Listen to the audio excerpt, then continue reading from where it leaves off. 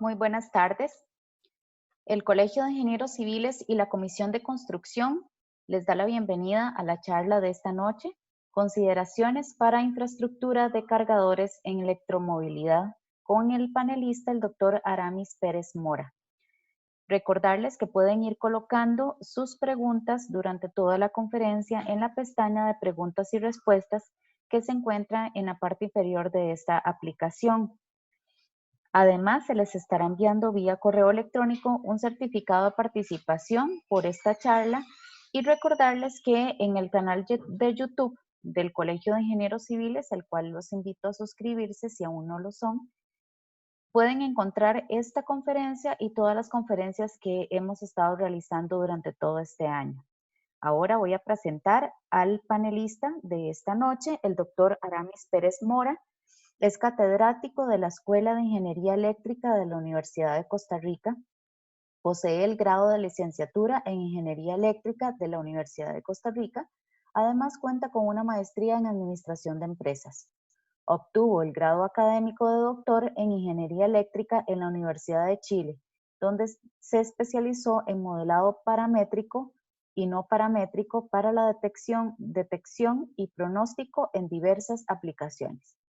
En particular, sus áreas de investigación incluyen la estimulación del estado de carga y el estado de salud de las baterías de iones de litio y sus aplicaciones. También tiene experiencia en el uso de algoritmos de modelado y estimación en las diferentes etapas de las fuentes de energía renovables. Trabajó como investigador postdoctoral en el Centro de Energía y el Laboratorio de Detección y Pronóstico de Fallas de la Universidad de Chile. Además, es miembro activo de la del Instituto de Ingenieros Electrónicos y Eléctricos y de la Sociedad de Gestión de Salud y Pronóstico. También es miembro del CEFIA desde el 2002. Sin más, le doy la palabra al doctor Aramis Pérez.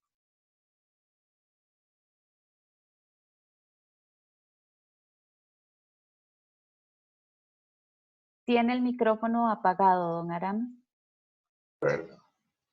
Ahora sí, muchas gracias por la invitación y bueno, vamos a hacer esta charla, ojalá lo más entretenida y que sea de utilidad para todos los participantes. Nada más enciendo el video un momentito para presentarme y ya lo voy a apagar para no generar distracciones y por temas de ancho de banda. Y las preguntas, claro que sí, al final podemos verlas con mucho gusto.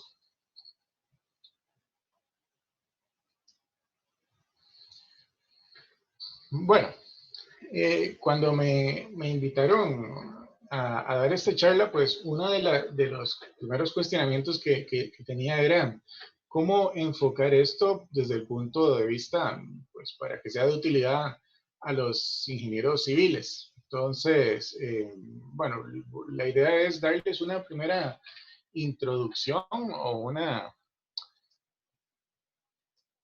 una idea de cómo es que funcionan los componentes más básicos de las celdas de ion litio y posteriormente vamos a ir viendo diferentes aplicaciones o cosas que se pueden hacer y más o menos dónde está el país y dónde está el caso del mundo o América Latina en este momento. Entonces, bueno, cuando hablamos de baterías de ion litio, siempre es importante entender que el componente más básico que tiene el pack de un vehículo eléctrico, de una motocicleta, de una bicicleta, es la celda, ¿verdad? Lo que nosotros comúnmente llamamos como la pila, ¿verdad? Esto ahí, así como existen en pilas AA, AAA, las D, en las de ion litio también existen diferentes estándares para la parte geométrica, porque las celdas pueden ser cilíndricas, prismáticas, y todas tienen diferentes aplicaciones, diferentes usos. ¿Ok? Siempre es bueno entender que, bueno, la parte más básica de cualquier batería es que tiene una parte positiva, que es lo que conocemos como el cátodo, una parte negativa, que es lo que conocemos como el ánodo, y un electrolito, que es el que va a permitir la conducción de los electrones de un lado a otro. Ahora, En las baterías de ion litio, ¿verdad? Las que más nos interesan ahora, que están de moda en muchísimas aplicaciones, son reutilizables. Por eso, al ser reutilizables, tenemos un flujo de electrones que puede ir desde el lado negativo hacia el positivo cuando se está descargando y de forma inversa, ¿verdad? Van del lado positivo al lado negativo cuando se están cargando. Estos dos fenómenos, tanto de descarga como de carga, es lo que eventualmente me va a hacer que el electrolito pierda capacidad de conducción, se pueden hacer degradaciones internas en la batería y por eso es que eventualmente vamos a tener que reemplazarlas. ¿Ok? Ahora, algunos conceptos básicos que uno encuentra en la literatura o en cualquier artículo, reportaje, estos son los dos más conocidos. Está el estado de carga o el SOC, que lo que hace es representar el nivel máximo de energía que está almacenado en la batería con respecto al valor máximo que se puede almacenar. Y el estado de salud, esto ya está más asociado a la vida útil, porque aquí lo que hacemos es tratar de representar el nivel de degradación de la batería con respecto a cuando estaba nueva. ¿Ok? Por ejemplo, cuando hablamos de una batería que está nueva y está recién cargada, por ejemplo, es algo que nosotros vamos a decir que esa batería tiene un estado de salud del 100% y un estado de carga o un SOC del 100%. Ahora, el SOC o el estado de carga es lo que nosotros visualmente podemos ver en el teléfono, en el display del teléfono celular, ¿verdad? Siempre es la batería que tenemos en el día a día. Conforme nosotros empezamos a utilizar las baterías, ellas siempre las podemos cargar al 100%. Sin embargo, ya el estado de salud no va a estar como al inicio, va a estar un poquito degradada y podemos decir que el estado de salud está al 80%. Si nosotros continuamos usando la batería y siempre la vamos a poder cargar al 100%, por eso es que siempre vamos a tener en el display un SOC del 100%, pero el estado de salud ya va a estar al 60%. Un caso típico de esto es como cuando nosotros decimos que la batería del teléfono antes nos duraba 2 días o duraba 3 horas en cambiar un 5%, pero conforme se va envejeciendo ya esta capacidad de almacenamiento pues va a ir modificando. Ahora, ¿por qué esto es importante? ¿Y qué es la situación que tenemos con las baterías de ion litio? Las diferentes investigaciones dicen que una batería de ion litio se encuentra degradada cuando el estado de salud está entre el 70 y el 85% de su valor original. Ahora, estas indicaciones, no hay un consenso en la literatura para saber cuál es el valor correcto.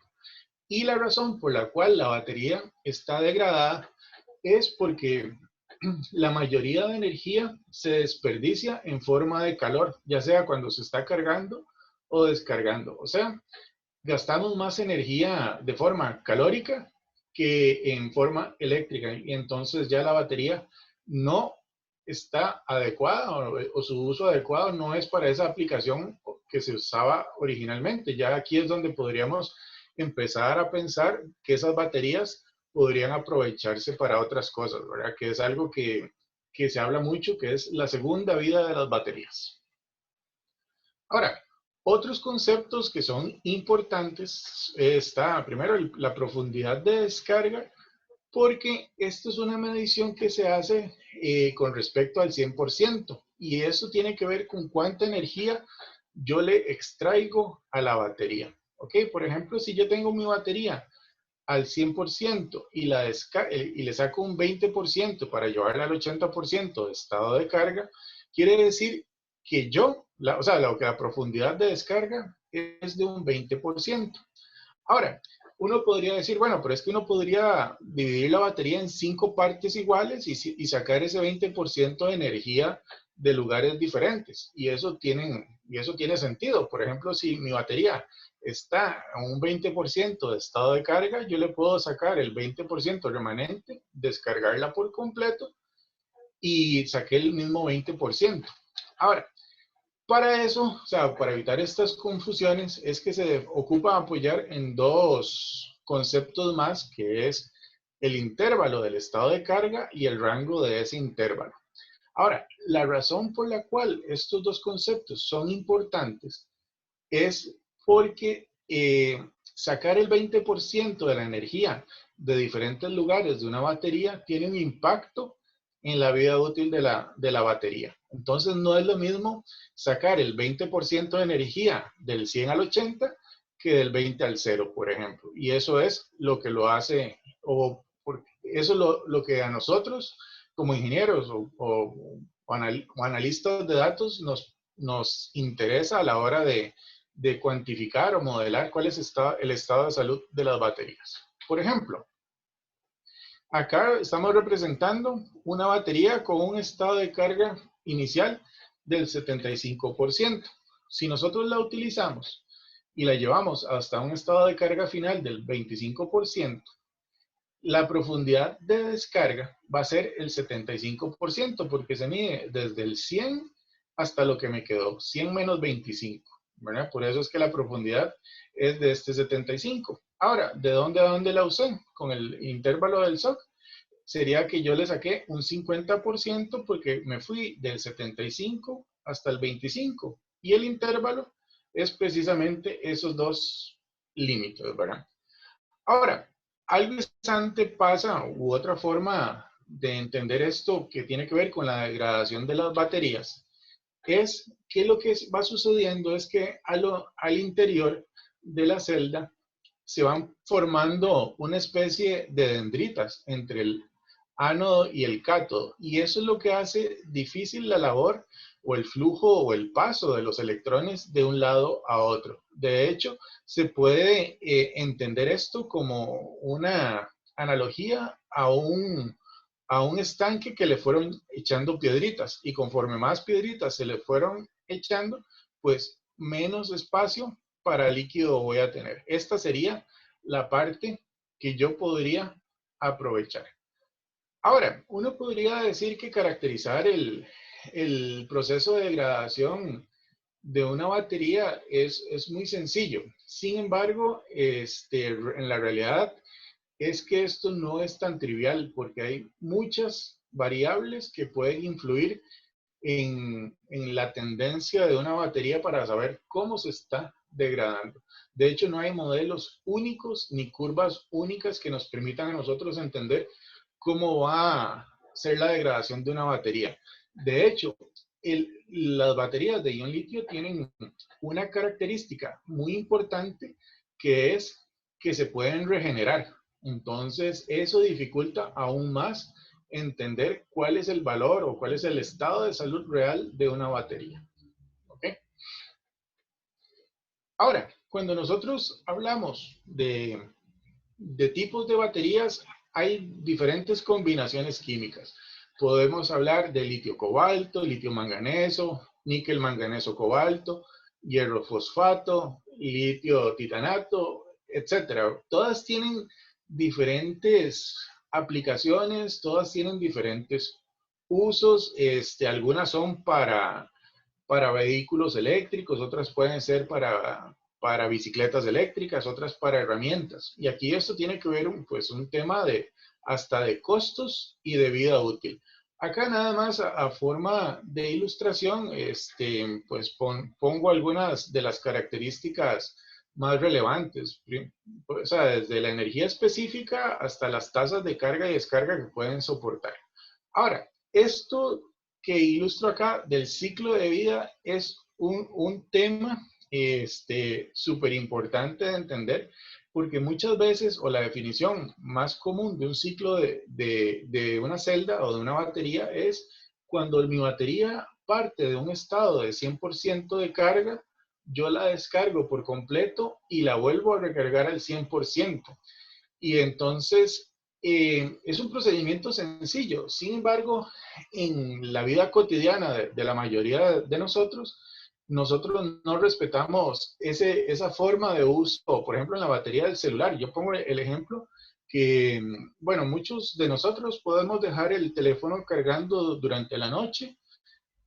Lo usamos en la mañana al 100%. Bueno, los que en tiempos pre-COVID, cuando nos desplazábamos a las oficinas, bueno, ahí usábamos el teléfono, se descargaba un poquito, pero la mayoría de personas llegaba a la oficina y siempre ponía el teléfono a cargar, pues porque tenemos una situación como que vivimos como con una ansiedad de evitar que el teléfono se nos descargue.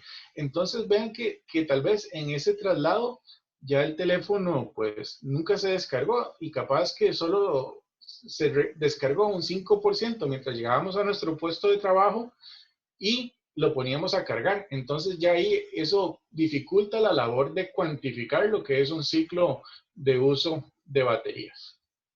Ahora, volviendo al tema de los vehículos eléctricos, vemos que las de níquel manganeso, las de níquel cobalto y las de titanato son las que más se utilizan para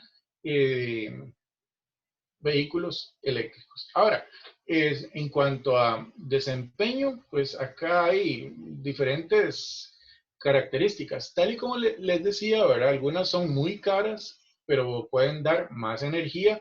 Otras buscan un poco menos, tienen menor costo, pero por ejemplo estas de las de hierro fosfato, tienen menor cantidad de energía, por lo cual no es quizás una buena alternativa para vehículos eléctricos, ¿verdad? Todas, por ejemplo, las de titanato, que sí lo son de bajo costo, pero tienen una energía específica o potencia, más bien, que puede ser algo elevado, también son seguras, y tienen un buen desempeño general, ¿verdad? También otra variable que le interesa a los fabricantes de baterías es esto, el lifespan, ¿verdad? Que es la vida útil que yo le puedo sacar a esta batería, porque yo necesito que la batería en un vehículo, ojalá me tarde unos 8 años, ¿verdad? Antes de tener que reemplazarla. Ok.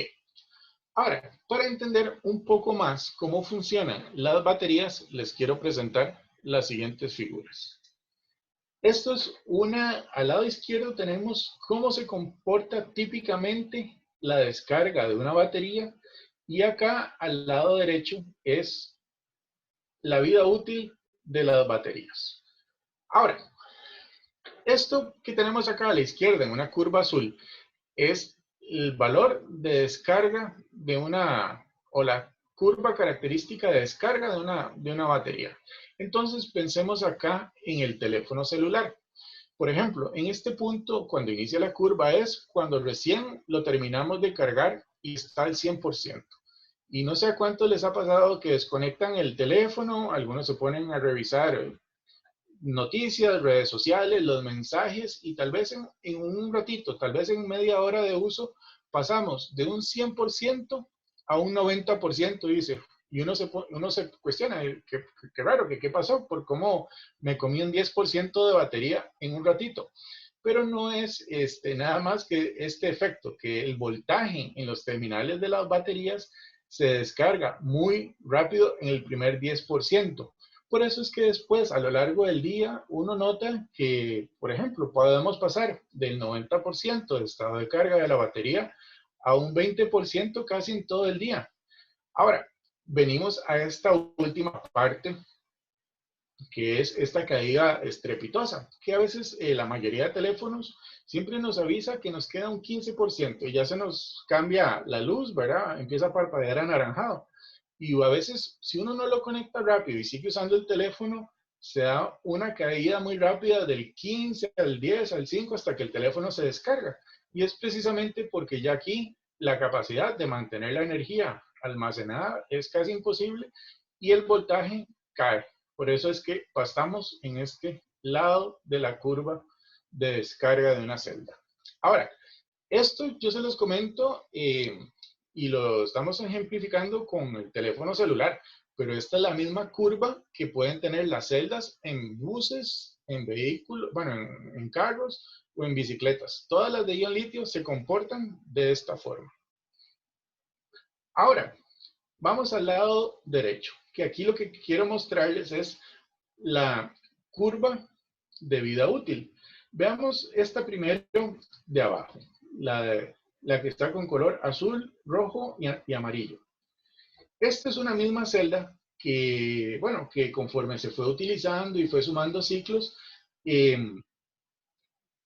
la forma de la curva de vida útil de las baterías, en buena teoría, se mantienen. Nada más uno se va viendo, uno va notando que se empieza a desplazar hacia la izquierda. Y esto es porque, si ustedes ven en el eje de las X, que tenemos la cantidad de energía en ampere hora que la batería puede entregar, conforme la batería se va poniendo más vieja o se va degradando, puede entregar menos energía. Ahora, en la curva superior, para entender esto es un protocolo de cómo se carga la batería. Las baterías siempre se cargan en una etapa donde la corriente que se le inyecta a las baterías es constante hasta llegar a un valor de voltaje, que sería este voltaje máximo, el 4.2, y una vez que se alcanza este voltaje, las tasas de corriente tienen que ir cayendo, cayendo hasta llegar a cero. De igual forma, esto que vemos acá nos representa como cuando la batería está nueva, que la ilustramos con verde, cuando está intermedia con amarillo o cuando está ya degradada a los 800 ciclos, la capacidad de energía que le podemos pedir o extraer o ingresar a las celdas va a ir cambiando. O sea, podríamos decir así de fácil que la celda, o sea, las pilas son un sistema variante en el tiempo, porque conforme la estamos utilizando, pues ellas se van comportando levemente diferente. Ahora, algo interesante es que estas curvas que yo les estoy presentando acá son en condiciones controladas de laboratorio, ¿verdad? Entonces, por eso es que son fáciles de modelar y de obtener, pero conforme nosotros empezamos a utilizar las baterías en la vida real, pues estos comportamientos van a cambiar un poquito. Por ejemplo, en esta curva, en estas otras gráficas que yo les estoy mostrando, al lado izquierdo estoy representando, sacados del datasheet, de dos baterías comerciales, una Panasonic y la otra Sony, la vida útil de lo que el fabricante nos dice. Y si uno podría decir, bueno, la verdad es que es fácil de entender la degradación, porque esto lo podemos representar como una línea recta, entonces no hay mucho chiste. Sin embargo, esto es algo meramente ilustrativo, ¿verdad? Porque en la realidad, esto es lo que sucede. Esto que tenemos acá a la derecha, arriba, en verde, es lo que sucede en las curvas de degradación de las baterías.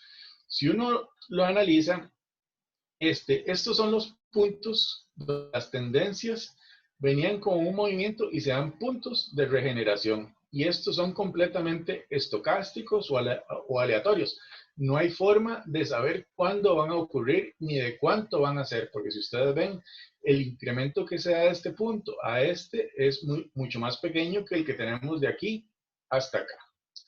Ahora, en la realidad, estas curvas que nos dan los fabricantes de degradación de la batería, lo podemos representar, o así es como se deberían ver, así como ponemos aquí abajo. Si ustedes ven, esta es una etapa que es la que yo escribo con la letra A, que es cuando la batería está bastante nueva, pero es una caída muy rápida, ¿verdad? No lo estoy poniendo en términos de porcentaje porque a veces cuesta mucho distinguirlo. Y luego se da una etapa casi que lineal, que es esta B.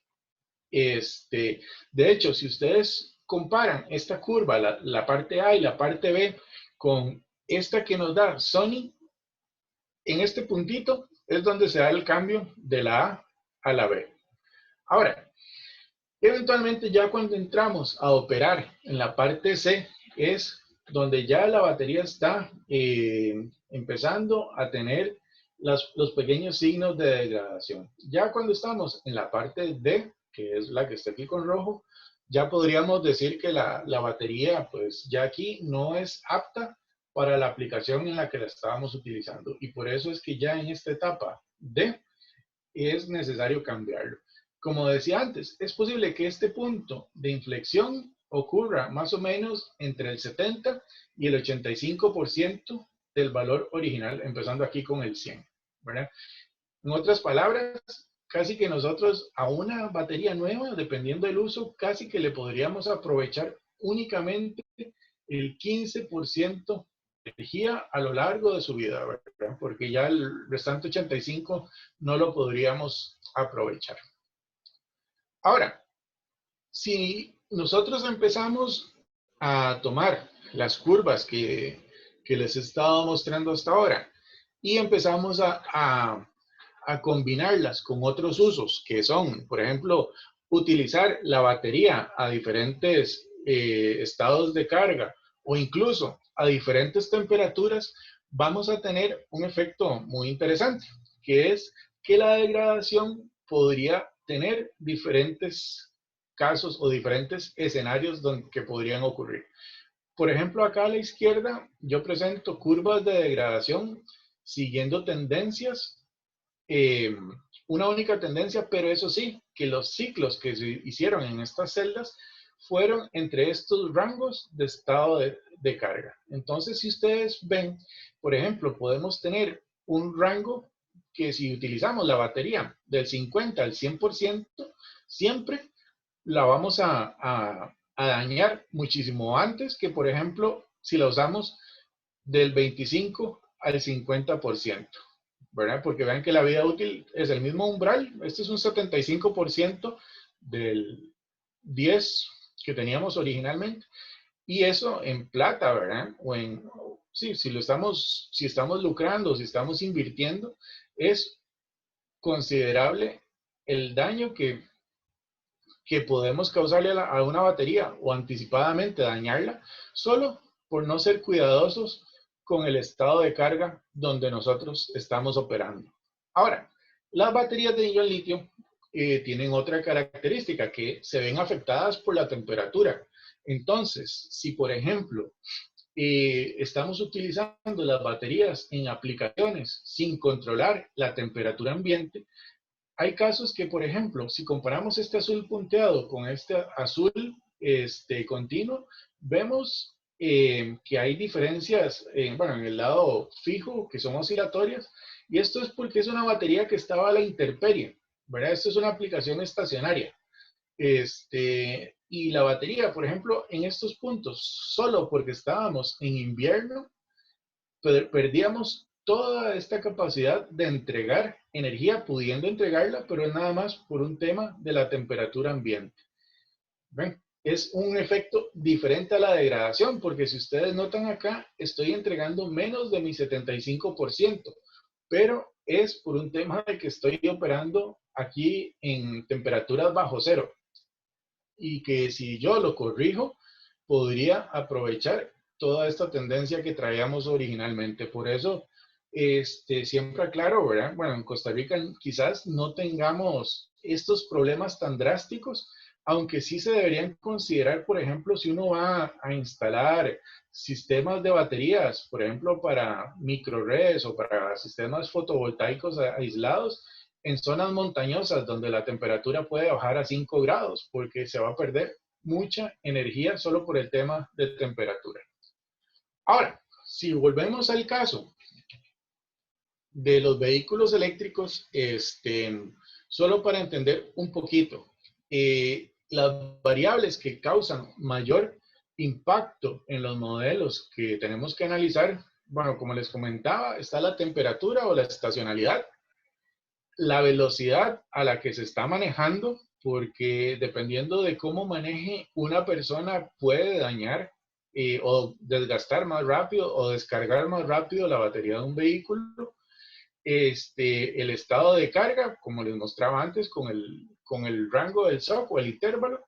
Y además, algo muy importante que todavía no hemos mencionado, que es la duración o la ruta del viaje, porque no es, en vehículos eléctricos no es lo mismo ir en subida que en bajada. Las dos tienen efectos distintos. Ahora, entonces, si nosotros combinamos todo este tipo de variables, eventualmente podríamos representar modelos de eficiencia para entender qué es lo que sucede con las baterías. Por eso es que al final esto se vuelve un problema que no es trivial, que no es lineal y que se las trae. Todavía hay mucho por investigar en vehículos eléctricos.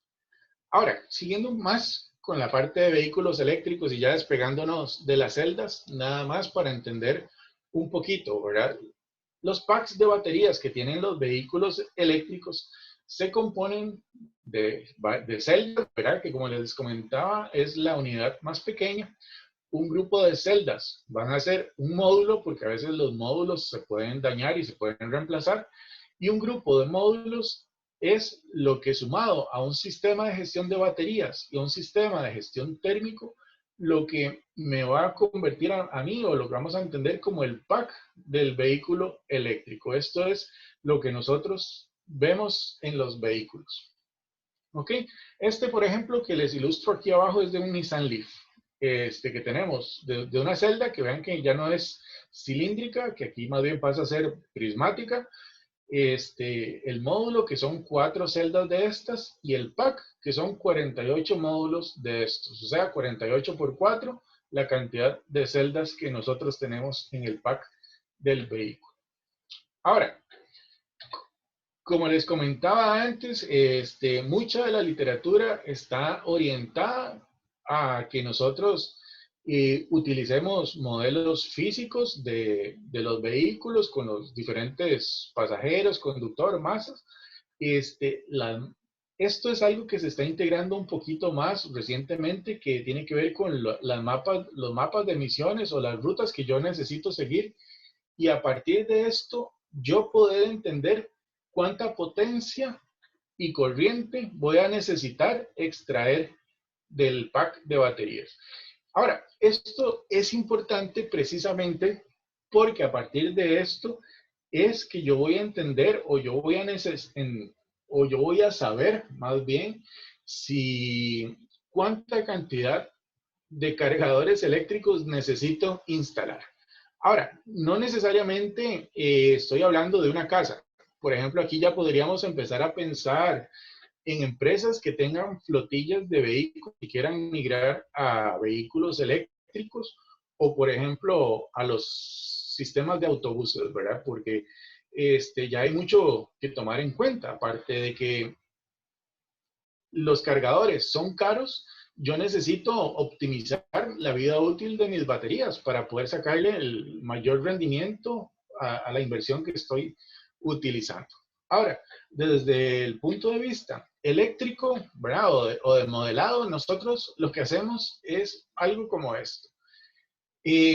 A partir de las variables que les comentaba antes, nosotros tratamos de hacer pronósticos para saber cuánto estado de carga me queda, ¿verdad? Desde un punto, por ejemplo, si voy a ser capaz de llegar a mi destino o si mejor me regreso o busco puntos para ir a cargar, o si lo vemos desde el estado de salud o la vida útil, aquí es más o menos pensando cuándo me toca hacer cambios de flotilla, ¿verdad? Eso es más o menos lo que nosotros hacemos en la parte de modelado, ¿verdad? O sea, no solo los ingenieros eléctricos hacemos esto.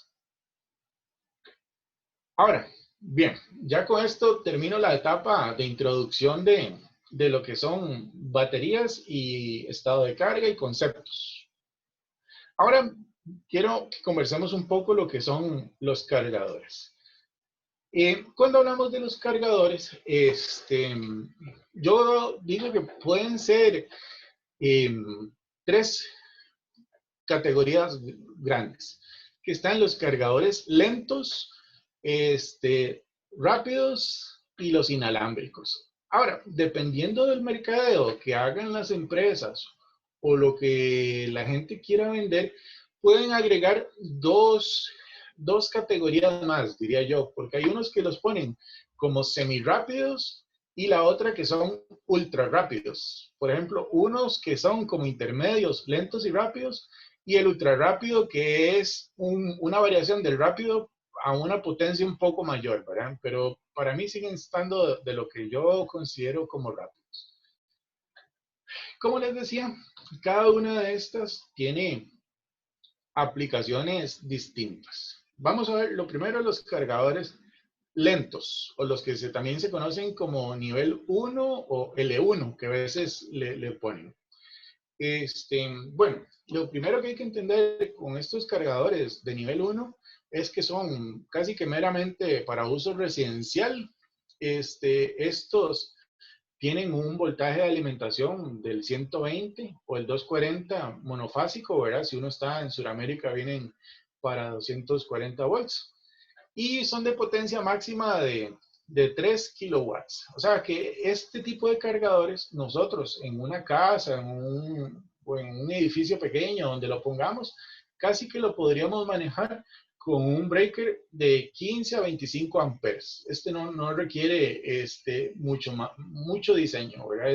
Casi que mucha gente en las casas lo utiliza desde el tomacorriente que tenga en el garaje o el que mejor le quede. De hecho, he visto gente que lo hace hasta pone una extensión y luego pone el cable como tal, ¿verdad? No hay mucho más secreto que eso.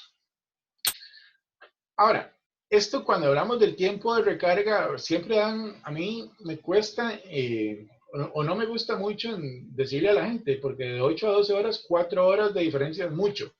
Aquí hay que entender que estos tiempos de recarga están asociados al tamaño de la batería de mi vehículo, al estado de salud que yo tenga en el vehículo en el momento que lo estoy recargando, porque como les mostré antes, conforme la batería se va degradando, el tiempo de cargarlo al 100% va a ser menor. Y además, el tiempo, vamos a ver, el estado de salud y el estado de carga inicial, porque no es lo mismo cargar desde el 0% que empezar desde el 80%, ¿verdad?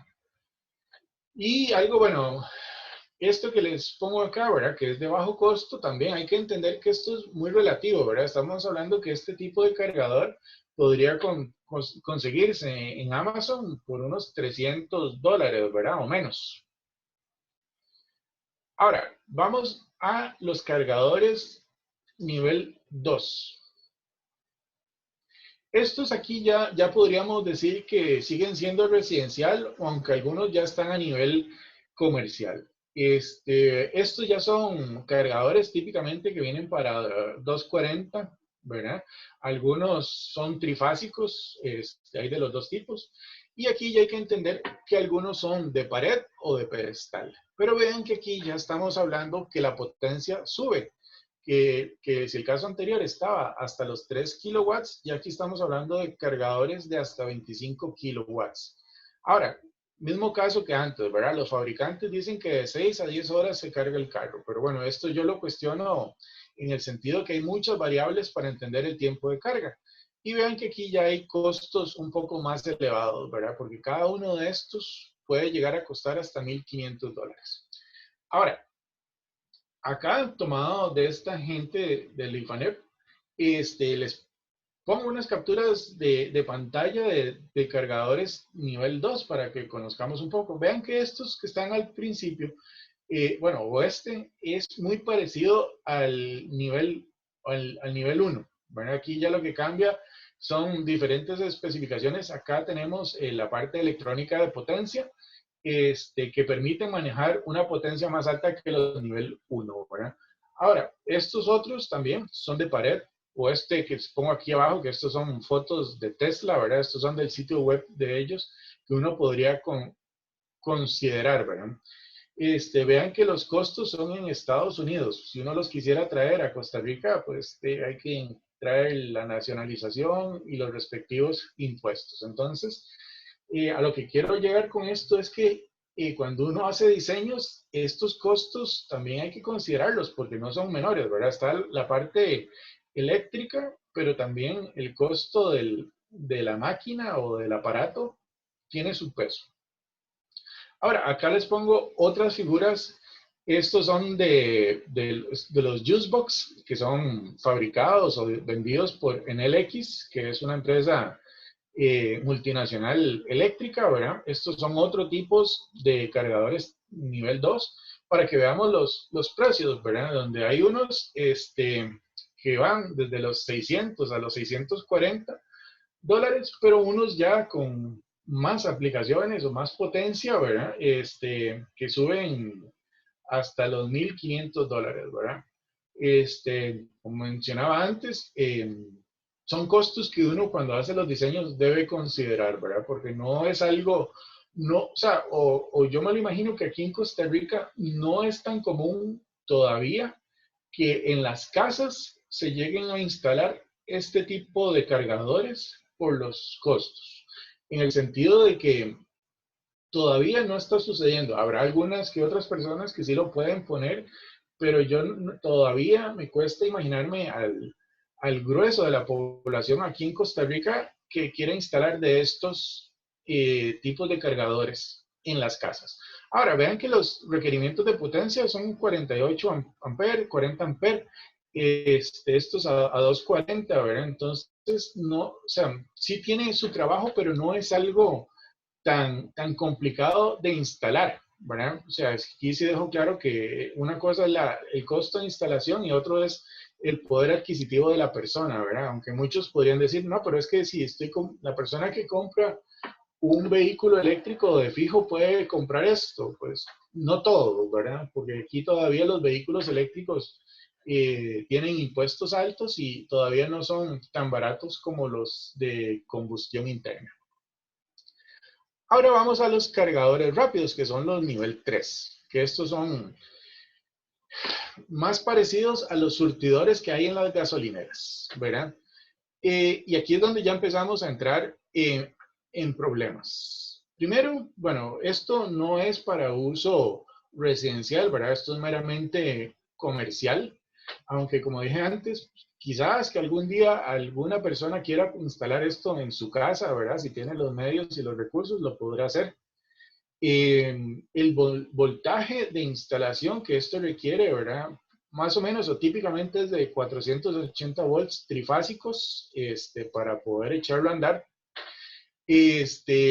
Más o menos llegan a una potencia de 43 kilos, aunque los ultra rápidos son aquellos que se manejan por encima de los 100 kilowatts.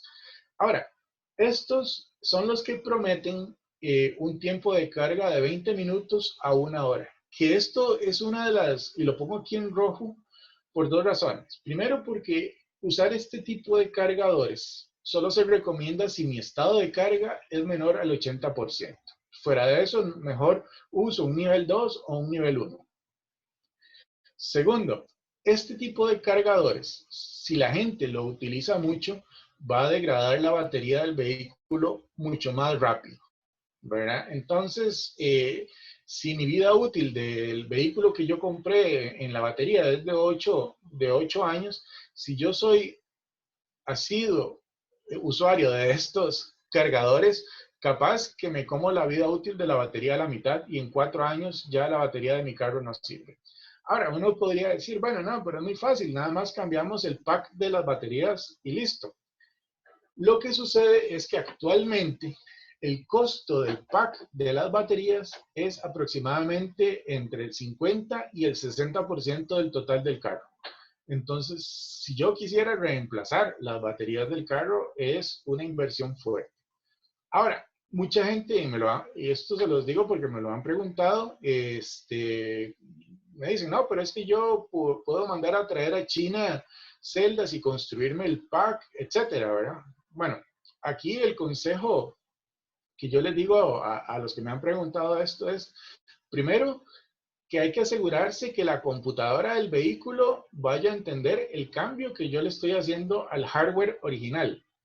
Dos, que sean celdas diseñadas para vehículos eléctricos, porque no todas las celdas están diseñadas para vehículos. Y uno podría decir, bueno, pero ¿cuál es la diferencia? Bueno, hay que pensar hasta en una eventualidad de un choque, ¿qué tal que si chocamos, que no sean inflamables? O sea, porque las baterías de ion litio sí tienen cierta tendencia a ser inflamables. Y no solo recuérdense, hace un par de años, todo lo que en las aerolíneas estaban cuestionando los viajes con un modelo de teléfonos en particular, que no me acuerdo el modelo en este momento, que no dejaban a nadie viajar con ese teléfono porque la batería podía incendiarse. Entonces, son consideraciones que uno debe hacer.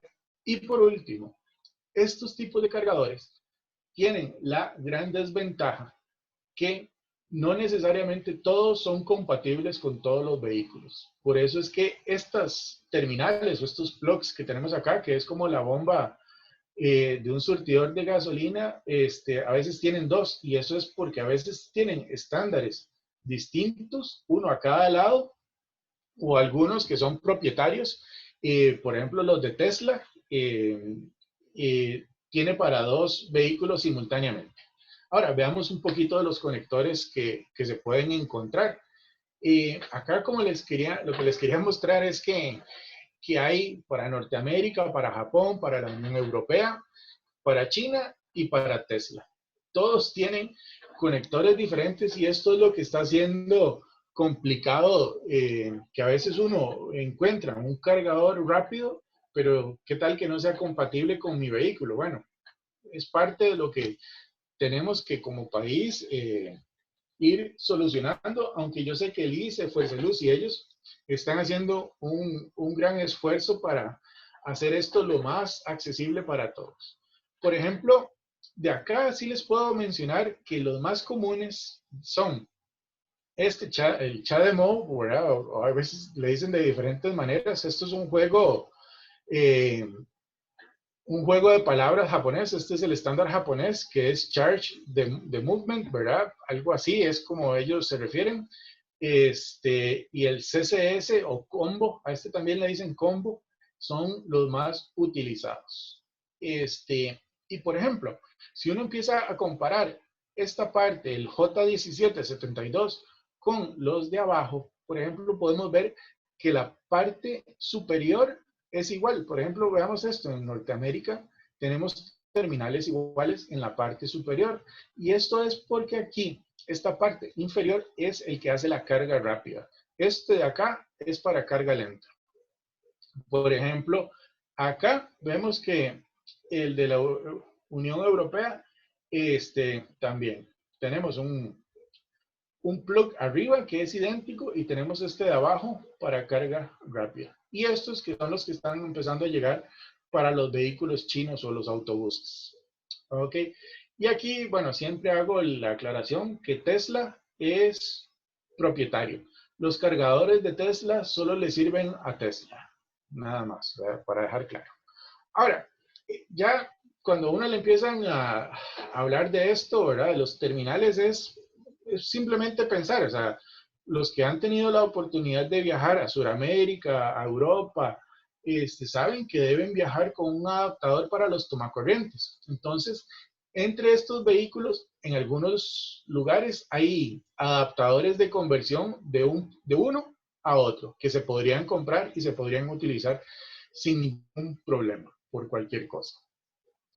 Ahora, esto no, pues viene siendo algo complicado, pero nos falta el tercer tipo de cargador, que eventualmente es hacia donde nosotros, o sea, donde yo creo que vamos a llegar en algún momento, que son los cargadores inalámbricos. Entonces, esto es un concepto de los 1800, ¿verdad?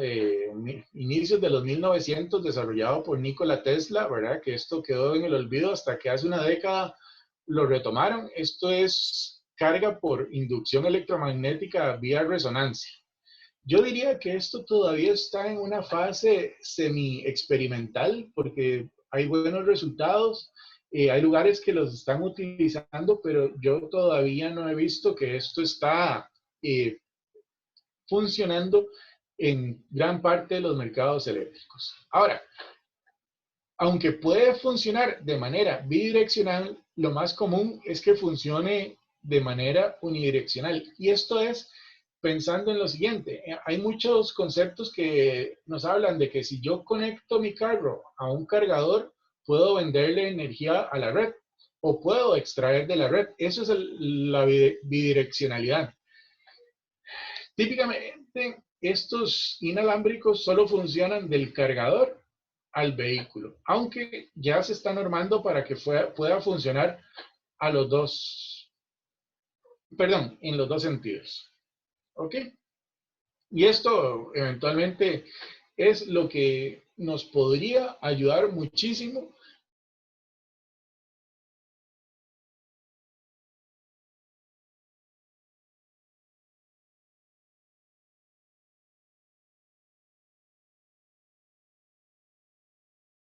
con todos los vehículos. Ahora, ¿hacia dónde vamos? Pensando en temas de infraestructura, por ejemplo, bueno, esto es uno de la Fundación CIRSE o Endesa, ¿verdad? Estos son donde el vehículo puede estar ahí estacionado cargándose. O, por ejemplo, bueno, este es del Toyota Prius, ¿verdad? Que si bien es cierto, es un carro híbrido, ellos tienen sus modelos también eléctricos y también tienen la parte de recarga inalámbrica. Y esto ya tiene casi que sus 10 años de estar bajo estudio. Y también hay proyectos como el de We3City, ¿verdad? Que este es gringo, que puede hablar de caminos para buses electrificados subterráneamente con bobinas para que puedan avanzar y estarse cargando mientras avanzan sobre este pasillo, ¿verdad? O sobre ese trillo o la ruta del autobús. Ahora, esto sí es muy importante aclarar, sí hay una norma SAE que tiene que ver con la transferencia de potencia vía inalámbrica. Entonces vean que esto es una modela, perdón, tiene una fecha de revisión bastante reciente, aunque ya esta norma abarca otro tipo de cosas. Y lo que pretende esta norma es normar ciertos criterios. Por ejemplo, lo que comentaba antes de la interoperabilidad, la compatibilidad electromagnética y también dejar claro, bueno, que los carros también siempre se van a necesitar poder cargar con cables. Entonces, por ahora, esto sí, esta norma solo está regulando la parte unidireccional. Ahora les quiero mostrar un ejemplo, es un video corto de 5 minutos, que esto está tomado de la parte de electromovilidad del NREL. Es un ejemplo del 2014 y se los quiero poner a continuación.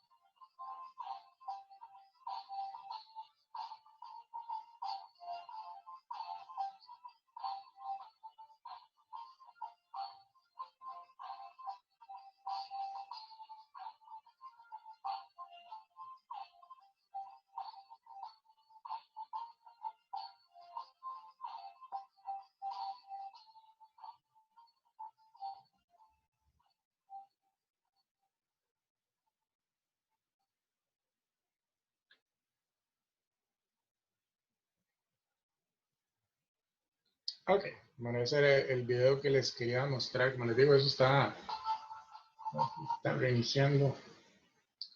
Vamos a ver por qué no avanza. Ok, ese era el video que les quería mostrar de Enrel.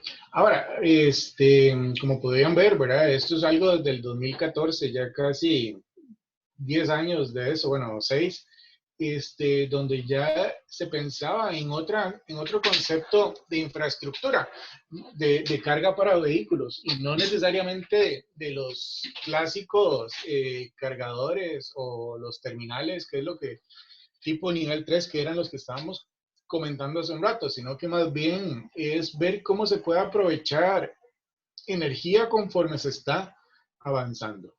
Ahora, para no pensar que esto es algo muy lejano, ¿verdad? O que eso solo en países desarrollados se podría hacer, digamos, aquí les quería mostrar nada más un ejemplo de un trabajo en el que yo participé, donde ya hemos estado pensando en integrar o darle cierta inteligencia a los vehículos eléctricos, dados que tienen computadoras potentes o aprovechando los celulares de nosotros, y es precisamente que nos haga un análisis de la ruta, que si nosotros sabemos que tenemos que llegar a un destino en este punto 121, partiendo desde el punto 1, el 00, es que él, utilizando herramientas como Waze o Google Maps, nos genere un estado de cómo están las calles en ese momento, cómo está el tránsito, porque no necesariamente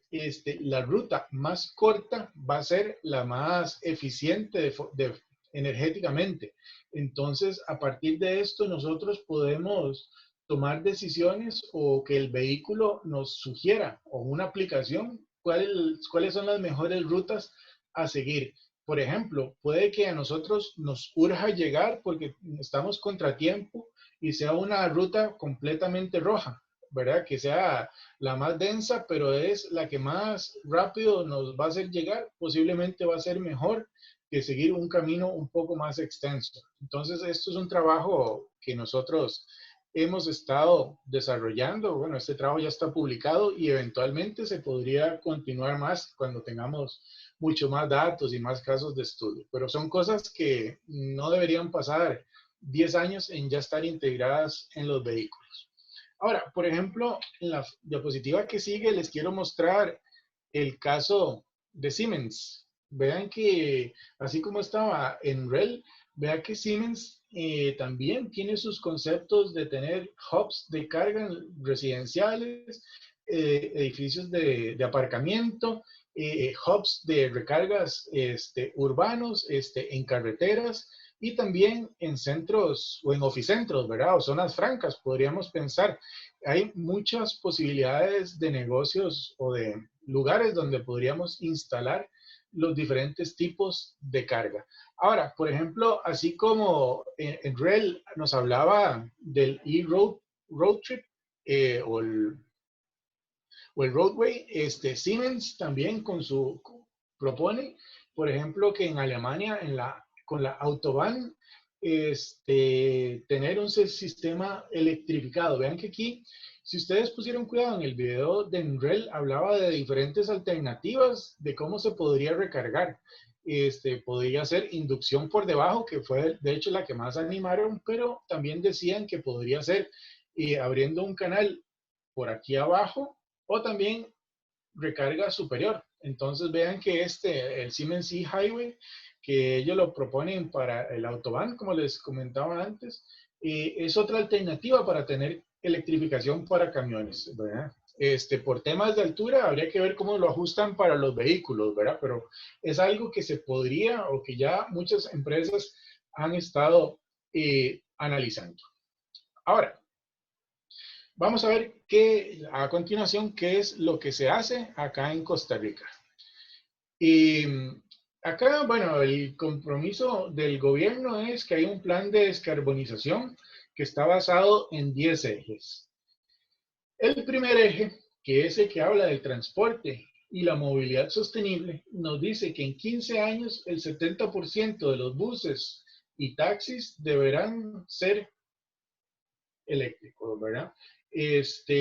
Ya para el 2050, o sea, dentro de 30 años, estamos hablando que el 60% de todos los vehículos ligeros deberá ser cero emisiones. Y vean que aquí incluso se habla que en el 2035 el 25% debe ser flota eléctrica.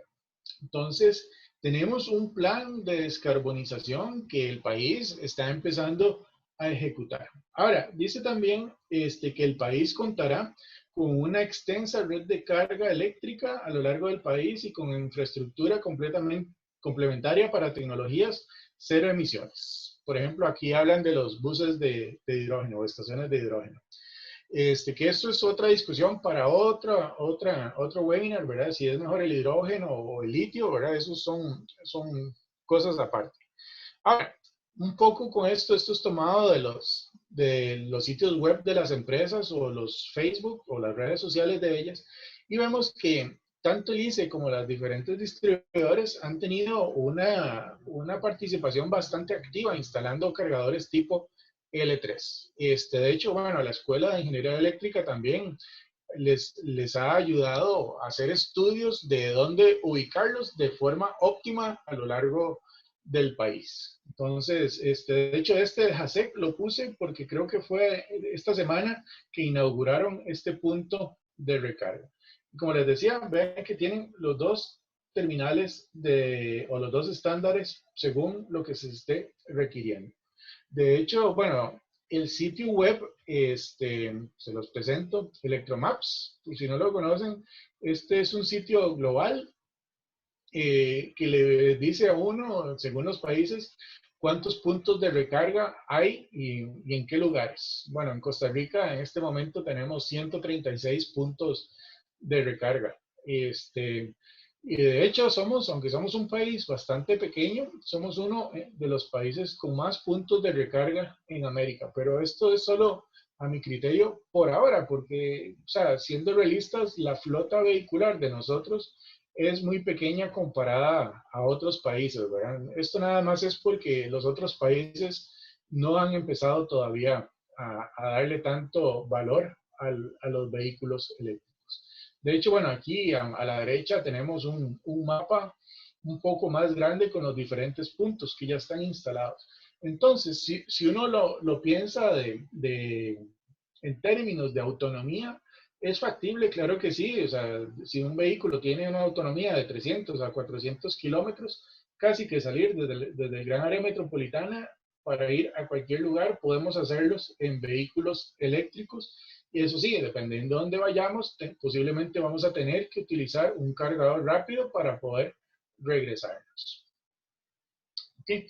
Ahora, el otro caso que les quiero comentar ya para ir terminando es el que está saliendo más en las noticias, que es el caso de los buses eléctricos, que esto empezó el año pasado con un bus que, bueno, lo tuvieron en la universidad, se hicieron diferentes mediciones, diferentes estudios. Es un bus de la marca BYD o Build Your Dream, BYD, ¿verdad? De varias formas le dicen. Y a partir de los resultados de este bus, es que la agencia de cooperación alemana, la GIS, donó 3 autobuses más, que de hecho, viendo las noticias el día de ayer, premiaron a un niño que fue el que hizo el diseño para estos buses. Ahora, el plan piloto que tienen para estos 3 buses es de 1 año y lo que se van a hacer es que se van a alternar 4 meses en 3 rutas diferentes, porque aquí lo que se va a analizar es diferentes variables, diferentes rendimientos, diferentes consumos, porque dependiendo de las rutas que se están utilizando, unas son más residenciales, otras son en autopista, porque una de las rutas va a ser San José Alajuela, entonces hay métricas que en los modelos tendrán que ser diferentes. También, bueno, les quería comentar un poco del caso en Chile de la empresa Medbus, que es una de las que maneja los buses en Santiago. Y esta es una de las que tienen la flota más grande. Si ustedes ven que piloto de ellos en el 2017 empezó con dos buses B y D, y al día de hoy ya están operando con 436 buses eléctricos. Esto, bueno, acá es una exhibición que hicieron de sus buses en el Parque O'Higgins en Santiago, ¿verdad? Frente a lo que se conoce como la explanada o la elipse, ¿verdad? Y estos son, o sea, parte de lo que quiero mostrar con esto es que los buses que acaban de llegar a Costa Rica son idénticos a muchos de estos que se están comprando, ¿verdad? Y bueno, aquí un poco de los resultados que ellos tienen de la parte técnica es que con los buses son capaces de operar de 220 a 240 kilómetros. Ellos tienen 218 cargadores de 80 kilowatts, que vean que son los tipo 3. Y ellos lo que hacen es que tienen un cargador por cada dos autobuses. Vean, algo que les quería comentar son los costos, porque estos buses tienen un precio de casi 300,000 a 330,000 dólares cada autobús, y cada uno de los cargadores dados por el fabricante tiene un costo de 3,000 dólares. Y además que se le debe colocar un protector para la lluvia que más o menos vale 1,700. O sea que cada cargador vale casi, para redondearlo, 5,000 dólares. Entonces, vean, la inversión que esta empresa hizo es gigante, y de mi experiencia, ¿verdad? Del caso, o sea, mis colaboraciones con mis colegas de Chile, es que, bueno, también ellos están aprendiendo, ¿verdad? Aquí hay mucho que se ha hecho con métricas o con experimentos aún sencillos o básicos, porque hay mucho desconocido en lo que uno podría aplicar. Hay muchas cosas que todavía, como son tecnologías tan nuevas, el ser humano o los que nos dedicamos a esto todavía no conocemos, ya sea porque de veras son desconocidos o porque los fabricantes lo tienen bajo secreto de su compañía. Eso era lo que les quería comentar del caso de Medbus, para que vean que ellos tienen infraestructura si son 218 cargadores a 5,000 dólares, es bastante dinero.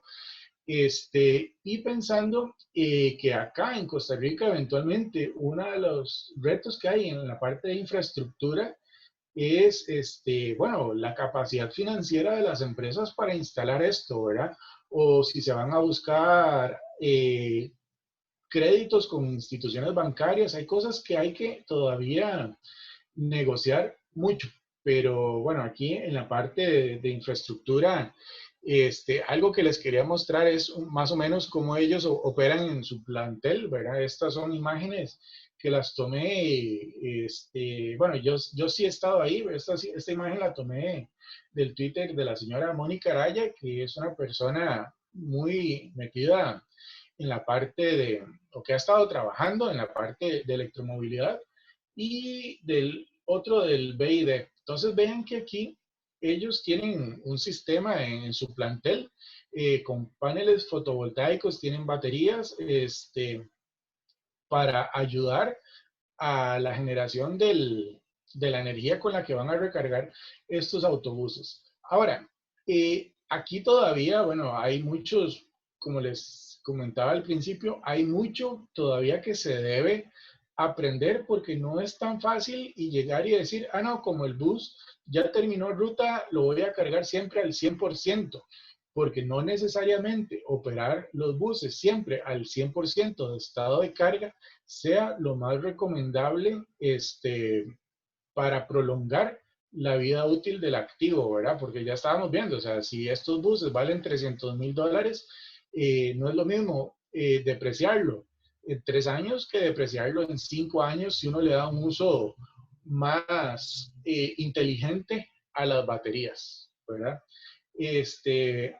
Acá hay otra imagen del plantel de lo que se llaman electroterminales, ¿verdad? De la empresa Enel X, que es la que tiene un convenio con Medbus, ¿verdad? Como pueden ver, cada una tiene su sistema fotovoltaico, tiene baterías, porque las baterías son fundamentales, porque por ejemplo en este momento que no se están utilizando los cargadores, precisamente estos paneles con este sol radiante en Santiago, ¿verdad? Eh, Podrían estar generando electricidad para almacenarla en la batería y posteriormente trasladarla al autobús, ¿verdad?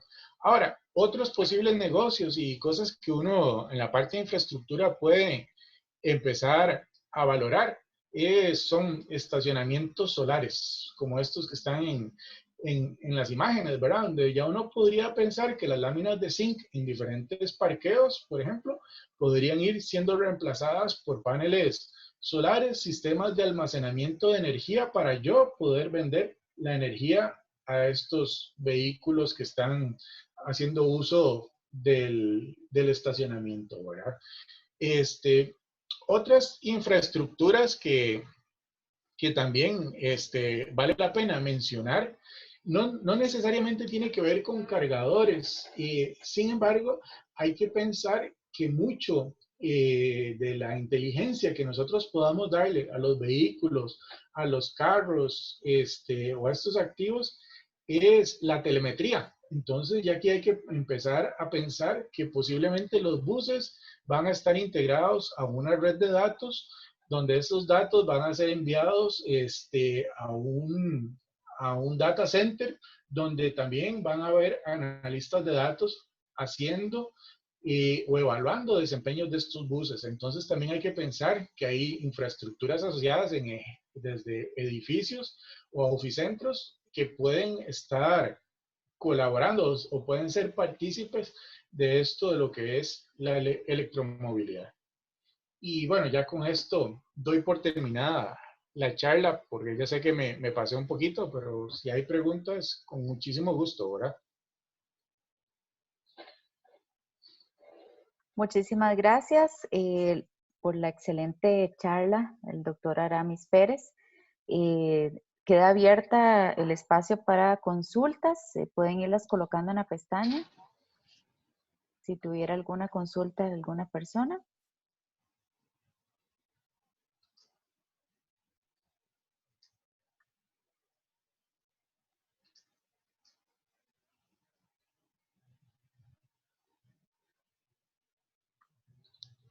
Bueno, al parecer quedó muy claro.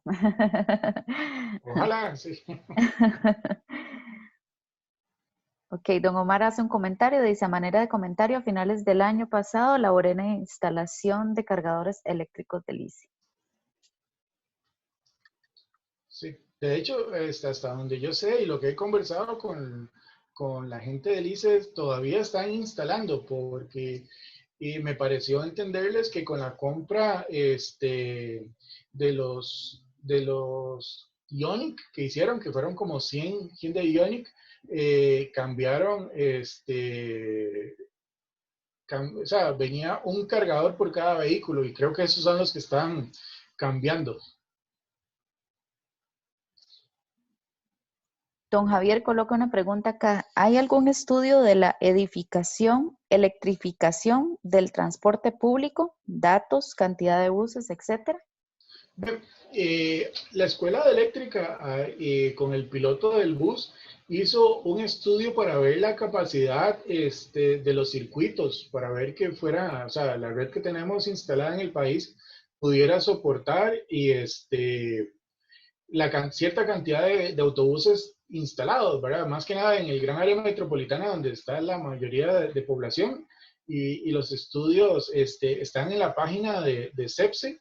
Y bueno, aparte, para concluir, o sea, para resumir las conclusiones de ese trabajo es que la capacidad instalada en los circuitos es suficiente para poder atender la recarga de los buses.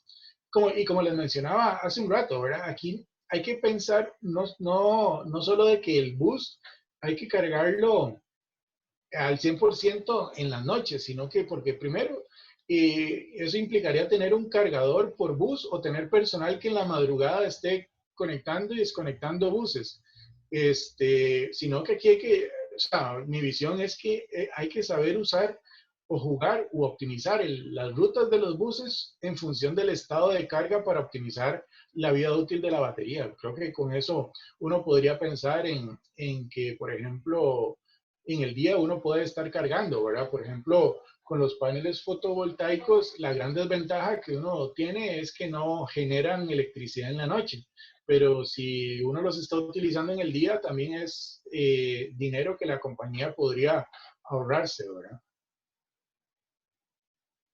Don Luis Salazar coloca una consulta acá. ¿Qué opinión tiene del costo y espacio que ocupan los acumuladores de energía fotovoltaica? Sí, bueno, las baterías son caras, tienen años de ser caras, pero la tendencia es que van a ir bajando. Ahora, digamos, yo también he trabajado con baterías estacionarias, no solo en electromovilidad. Y, por ejemplo, algo que uno tiene que a veces pensar, por ejemplo, si es un condominio o algo así, es que los estudios dicen que para que un sistema de baterías sea rentable para un hogar, ojalá que el uso sea compartido entre tres o cinco casas. Más o menos eso es lo que se habla, porque así, primero, no sería tan caro hacer la inversión. Y segundo, que se le podría sacar mucho más provecho. Doña Ok. Margarita Amador, perdón, Ujú. Doña Margarita Amador consulta, ¿cómo se está manejando a nivel del país los residuos de las baterías? ¿Ya existe el manejo para ello? Yo lo que le puedo decir es que a finales del año pasado participé en una mesa de diálogo de este tema en las instalaciones de la GIS. No, o sea, la ley del Ministerio de Salud dice que debería tratarse igual como las baterías de plomo ácido. Entonces todavía no hay algo muy claro, ¿verdad? Porque es algo más nuevo, ¿verdad? Como que no hay nadie que se haga cargo. Sin embargo, acá viene una oportunidad de negocio que yo comento. Por ejemplo, en las baterías de los buses o de los carros eléctricos, si bien es cierto, cuando ya cumplan ese 70% de vida útil o de degradación, esas baterías ya no son aptas para usarse en vehículos eléctricos. Sin embargo, nosotros podríamos capacitar personal, primero para diagnosticar el estado de los módulos pequeñitos, ¿verdad? Haciendo o de las celdas. Y esas baterías podrían aprovecharse, por ejemplo, en luminarias, en parques o en carreteras porque son LED. Y al ser luminarias tipo LED, el consumo de corriente es súper bajo. Entonces, si bien es cierto, la batería no me sirve para vehículos eléctricos, yo fácilmente le puedo sacar otros 5 o 10 años trabajando en iluminación para este tipo de luminarias, por decir algo, ¿verdad?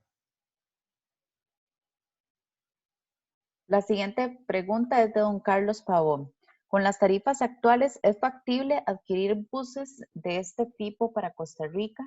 Y con las rutas tan cortas, ¿es posible o factible económicamente para las empresas este tipo de inversión, viendo rutas en mal estado, recorridos, etcétera?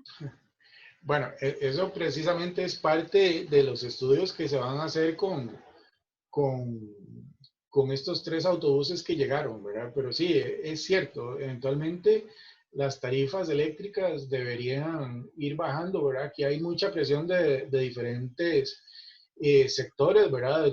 Desde los generadores privados o hasta la gente que quiere generar su propia electricidad, ¿verdad? Porque hay diferentes reglamentos que no dejan aprovechar toda la energía. El tema de los buses, bueno, yo les comenté que costaron $300,000, eso fue en Chile. Tengo entendido que aquí fueron mucho más caros, ¿verdad? Y ojalá que sea un tema, no sé si fue de impuestos que subió tanto el valor o si habrá sido el precio de venta, pero eventualmente, bueno, China es el mayor fabricante de buses eléctricos, y uno pensaría que hay diferentes marcas que podrían participar y poco a poco, vayan bajando esos precios. Yo sí puedo decir, bueno, yo en Santiago viajé montones de veces en esos buses, hicimos telemetría, son cómodos, son amplios, tienen ventajas que los buses a combustión no tienen, ¿verdad? O sea, por ejemplo, algo que siempre le digo a la gente es que el mismo bus tiene puertos USB para uno ir cargando el teléfono, ¿verdad? La siguiente pregunta es de don Ignacio Brizuela. Estoy construyendo una casa con una prevista eléctrica en la cochera para cargar un auto eléctrico. ¿Esa conexión es 220 o qué tipo de receptáculo, cable y breaker se instala? Ok, bueno, como les mencionaba, ¿verdad? Eso va a depender del tipo de cargador que usted tenga. Si es un tipo L1, ¿verdad? De los lentos, es un toma corriente común y corriente, ¿verdad? No cambia. Y ese podría ser desde 15 a 25 amperes según el tipo o la marca del vehículo, ¿verdad? O el tamaño de la batería. Y funciona a 120. Sin embargo, podría, si usted quisiera, comprar cargadores tipo 2, que son a 240, este, pero primero habría que ver si tiene el cable, el vehículo lo tiene o el vendedor del carro se lo va a dar, porque ahí el conector tiene que ser a 240, ¿verdad?